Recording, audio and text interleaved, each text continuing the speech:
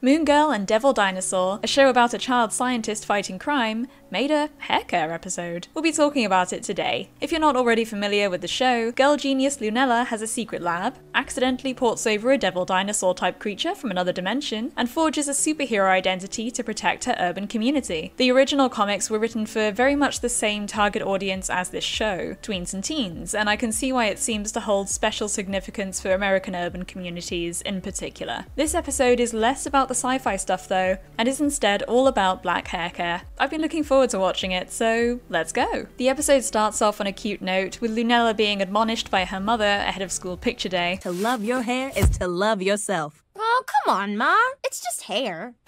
Just hair? Just hair? Not The Lunella Wall of Fame. Hair care for curls can be a lot, and I think a lot of kids probably relate to Lunella's apathy. And a lot of kids relate to this too. I mean, your hair always looks messy like that. Say what now? Like how it stands on end, all frizzy. But that's the look you're going for, right? It's not said in malice here, and it often isn't. Just like with any comment about your appearance, it can stick with you regardless, especially if you're an impressionable teen. This comment was, of course, uncalled for. So Lunella's feeling underwhelmed by and self-conscious of her hair after this comment, and takes a trip to Casey's lab to get a new hairdo. Predictably, nothing Casey has is strong enough to decoil Lunella's coily hair. Different hair types react very differently to different things, and although it wasn't expounded upon in great detail here, that's important to note. So naturally, it's down to Lunella's scientific genius to solve this one. As an alternative to the harmful chemicals and relaxers that her mother objected to, she creates a sinister-looking formula to straighten out her hair. It goes so well, flawless results, until... Go ahead, Devil. Tell me how cute I am. This new hair villain follows her through her usual exploits and destroys her science project robot, her pride and joy. It even destroys the Sheba wig Lunella borrowed from Casey, and destroys Casey's other wigs to boot, before it then reveals itself. Who are you? Why, I'm your hair, Lunella. My hair? Well, I was your hair. Your naturally curly crowning glory. Now I'm the baddest supervillain there is. I'm Maine.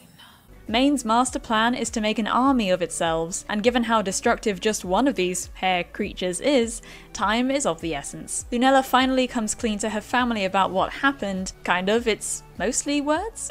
There was this jerk in class, and I felt unpretty, and then I supercharged the amino acids. And though the "our hair is political" and "what we've been through" made me cringe a bit, I mean everyone here is a Westerner, we've really not been through as much individually as some would act like we have. The recounting of what the adults here have done to their hair over the years is a very strong message. That's how it started with me. I wanted my hair straight so badly, but regular heat wouldn't get it straight enough.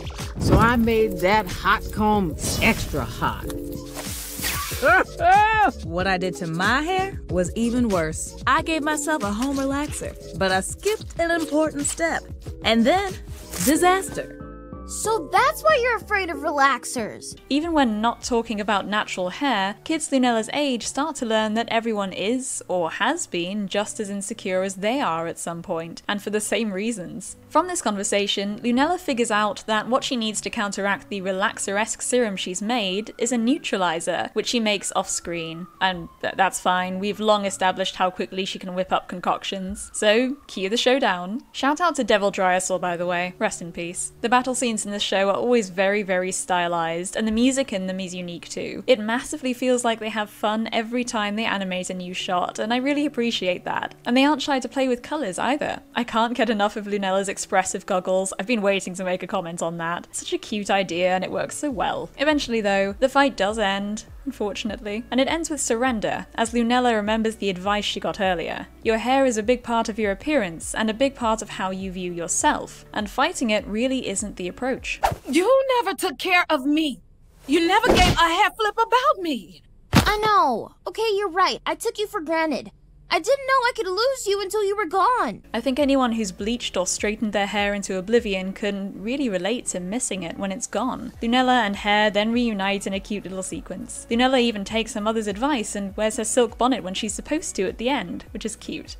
I picked this episode because this is something regularly left out of the absolute ocean of general race-related discourse out there right now. Natural hair is one of those few topics where your physical traits are actually directly relevant in pretty much every possible context, no question. And coily, quote-unquote Afro hair is much more common amongst people with black heritage than any other group. If you also have curly hair, how many times have you been told that your hair is messy, or funny, or even unprofessional? And how many times have you been randomly asked with no provocation, ever thought about straightening it? Innocuous by itself, sure, but have you ever asked someone with straight hair if they'd consider perming it? Or offered unsolicited advice about someone else's appearance? I hope not. I really hated my hair growing up and was not allowed to take it out of protective styles because it was too messy. I then convinced my poor dad to let me get it straightened for £200 a pop every 3 months for 2 whole years, before my mother, bless her heart, got fed up with me and literally led teenage me by the arm into the first hair salon she saw and doused my hair to make it curl back up. I'd never taken a good look at my natural texture up until that point, at a whole 16 years of age? Way too long at any rate. Hopefully the next generations of kids will feel better and better about their natural curls than we did. Idolizing straight hair as perfect is so prevalent, whether we mean to or not. And if you don't have straight hair, you can be left feeling, well, like you look messy. Every single strand must be exactly in place or it's a disaster, right? It's worth remembering that in general, people also want what they don't have. Whether it's hair texture, skin color, face shape, a big old pair of boobs, whatever. It's worth remembering every time you get an unsolicited comment on any aspect of your appearance. Hair in particular, though, is such a big part of your appearance, so this is an important issue for people around the age of the show's target audience to work through. Is Moon Girl's hair care episode part of the answer to this hair hate problem?